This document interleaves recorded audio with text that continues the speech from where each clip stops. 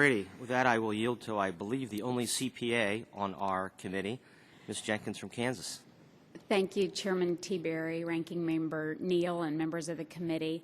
I would refer to my notes, but I can't see them, and I'm wondering if there's a phone book or something that I can sit on. This is a very intimidating chair. You can't even see over the rail here, but regardless, I do appreciate I appreciate the opportunity to speak with you today. I would like to speak to you on behalf of the Section 45G Short-Line Freight Railroad Rehabilitation Tax Credit. This credit was first enacted in '04 and has been extended twice, most recently through the end of 2011. America's 550 short-line railroads operate 50,000 miles of track, mostly in rural and small-town America. These are small businesses run by hardworking, creative entrepreneurs. Section 45G allows these small businesses to keep more of what they earn and use those resources for investment in tracks and bridges to move the American economy. These investments generate substantial benefits. Section 45G helps small companies grow and prosper. It allows the private sector and not a government bureaucrat to make the investment decisions necessary to serve rural businesses. Most small railroads do not have the in-house manpower for large capital projects, so these efforts create new jobs.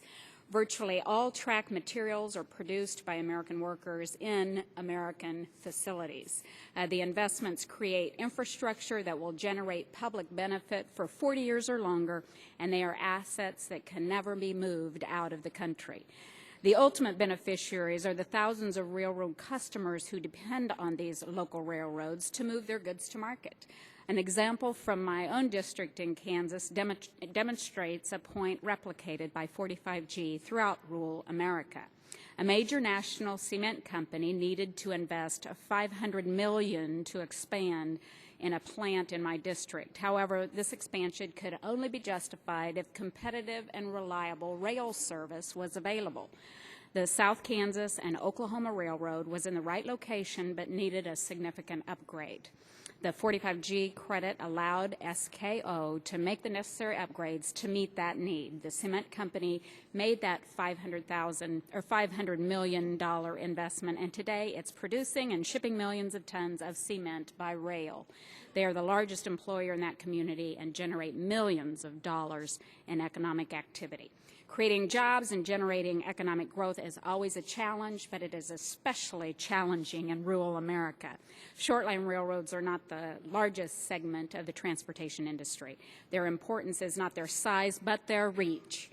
There are short lines in 49 of the 50 states. They operate in 376 congressional districts. They serve thousands of businesses who would otherwise be cut off from the national railroad network.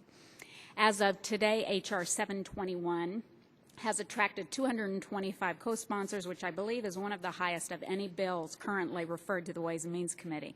More than 50% of both of the Republican and Democratic committee members have signed on. My newest Republican colleagues have been among the most vocal in insisting that we carefully scrutinize the nation's tax policy, and as of today, 62 of the 87 freshman Republicans have co-sponsored this bill. Mr. Chairman, it would be my preference to address comprehensive reform of the tax code instead of taking a piecemeal approach. But obviously, we must address these expired tax provisions sooner than later. That being said, there is much disagreement about what tax reform should look like, but there is a growing bipartisan consensus that the tax code should encourage capital investment in small, entrepreneurial American business. That's exactly what 45G does.